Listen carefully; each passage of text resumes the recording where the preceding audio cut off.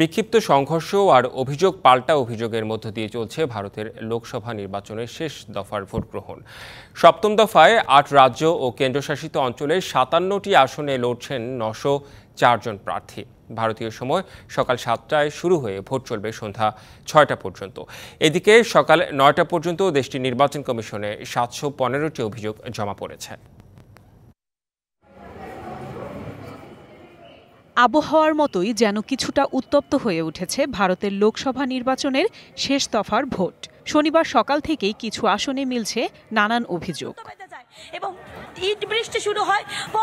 পশ্চিমবঙ্গের ভাঙড়ের ফুলবাড়িতে বুথে এজেন্ট বসতে গেলে আইএসএফ এর কর্মীদের ওপর হামলার অভিযোগ উঠেছে তৃণমূলের বিরুদ্ধে। পাল্টা অভিযোগ তুলেছে তৃণমূল।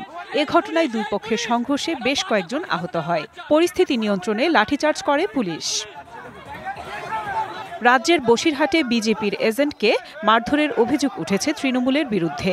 কলকাতা দক্ষিণের সিপিএম প্রার্থীর এজেন্টকে মারধর করা হয়। এছাড়া ডায়মন্ড হারবারে ভুয়া এজেন্টের সঙ্গে হাতাহাতি হয় সিপিএম এর প্রার্থীর।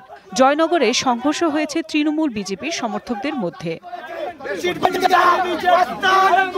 এদিকে সকালে বেলগাছিয়ায় ভোট দেন অভিনেতা মিঠুন চক্রবর্তী। যাদবপুরে ভোট দেন তৃণমূল প্রার্থী অভিনেত্রী সায়নী ঘোষ।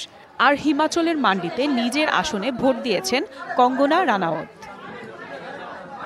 শেষ দফার ভোটের মাঠে লড়ছেন প্রধানমন্ত্রী নরেন্দ্র মোদী। উত্তরপ্রদেশের বারাণসী আসনে ভোটের আগে কন্যাকুমারীতে ধ্যানে বসেছেন তিনি।